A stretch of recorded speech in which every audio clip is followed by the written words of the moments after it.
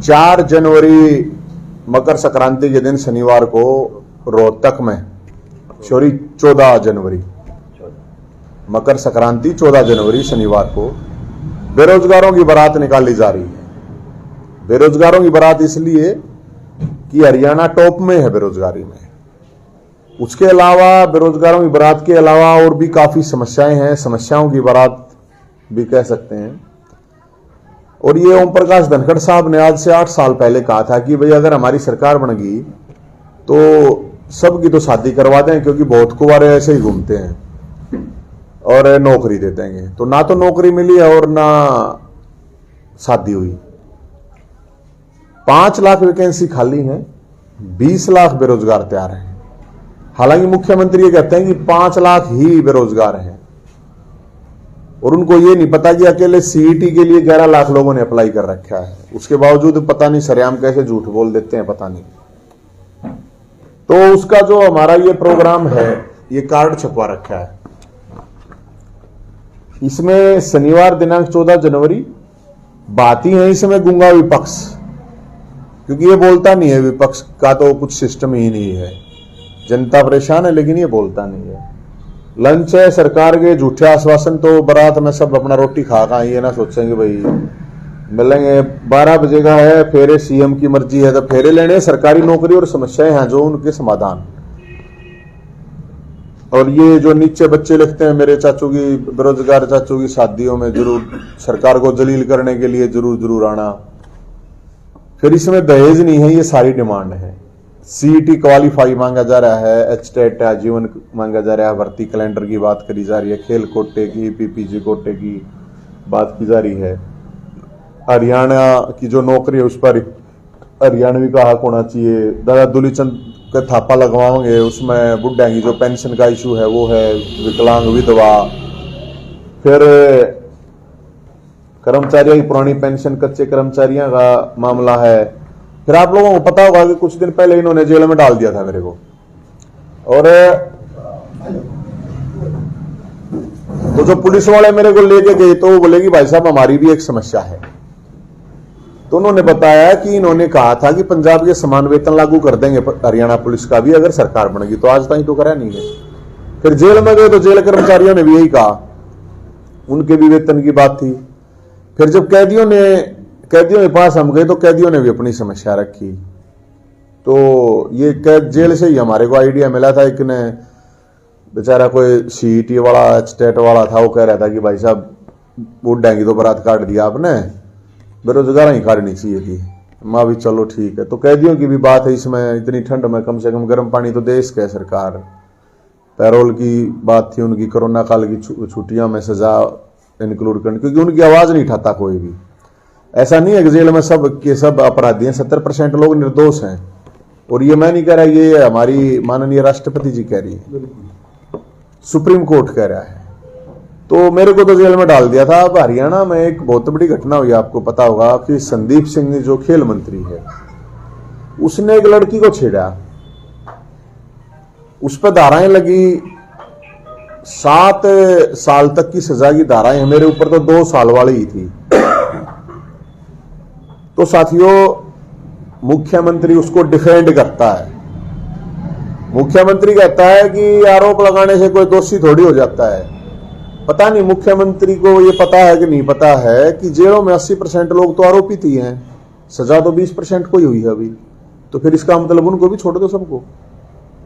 इतनी बेशर्मी से डिफेंड कर रहा है। और सारे के सारे नेता, मैं ये पूछता हूं, ये लड़की अगर किसी बीजेपी या इस सरकार के जो नेता है उनकी बहन बेटी होती तो क्या उसके बावजूद भी यही होता है? और ये जय हिंद पे आरोप लगा देती तो क्या जय हिंद के बारे में भी फिर मुख्यमंत्री यही कहता है कि आरोप लगाने से कोई वो होता है? बेशर्मी की प्रकाष्ठा है बिल्कुल। और हम तो यही कह रहे हैं कि जब सरकार, मुख्यमंत्री खुद आगे सामने बचा रहा है तो इससे घटिया कोई बात हो नहीं सकती। इसके अलावा एक मुद्दा आप लोगों ने देखा होगा कि एसवाईएल के ऊपर मुख्यमंत्री साहब ने बयान दिया था कि हमारा हक है, हमें मिलना चाहिए। तो एसवाईएल दिलवाने के लिए कृष्ण भगवान को आना पड़ेगा या हनुमान को आना पड़ेगा? किसको आना पड़ेगा? सुप्रीम कोर्ट तो डिसीजन दे चुका है। तो सुप्रीम कोर्ट के डिसीजन को भी जब नहीं लागू किया जाएगा तो फिर रह क्या गया। अब खट्टर साहब को यह पता है कि नहीं पता, मुझे नहीं पता कि सेंटर में बीजेपी की सरकार है, मोदी जी प्रधानमंत्री हैं, तो अब इनकी अमेरिका में तो सरकार कैसे बनावा भाई साहब। तो विपक्ष मुर्दा है ही, विपक्ष नहीं बोल रहा। पेंशन कटी लोगों की नहीं बोल रहा, खेल कोटा कटा नहीं बोल रहा, बेरोजगारी की बात है नहीं, कुछ नहीं। मतलब इन्होंने 8 साल में 8 बार भी सड़क पे नहीं उतरेंगे ये लोग, 8 बार भी। अब बीपीएल कार्ड के नाम पे गरीबों की गर्दन काटी जा रही है। एक हफ्ता पहले मुख्यमंत्री, जब हम इस चीज को बोल रहे थे तो मुख्यमंत्री जी कह रहे थे तो वैसे ही बैंडते रहते हैं।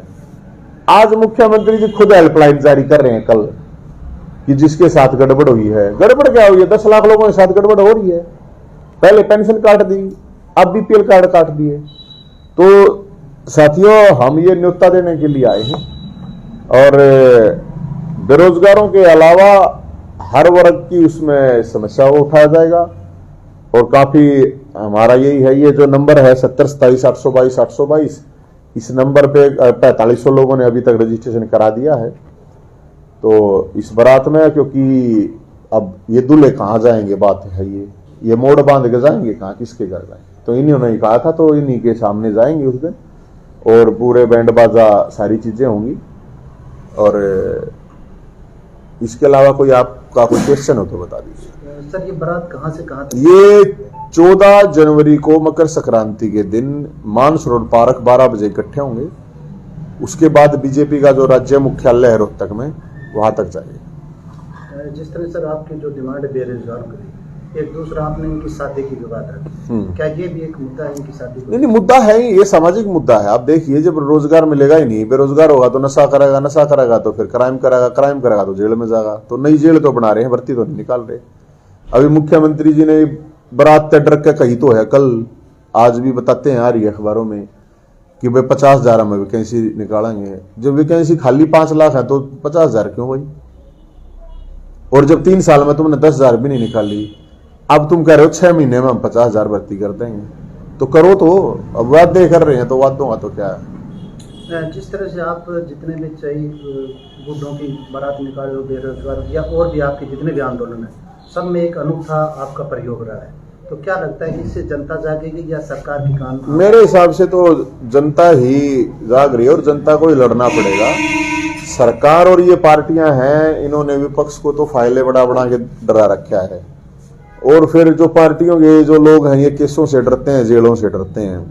अब इनसे लड़ने के लिए तो डर तो जेल का भी, केस का भी निकालना पड़ेगा। अब मेरे पता ही नहीं इतने केस लगा रखे हैं, कोई बात नहीं।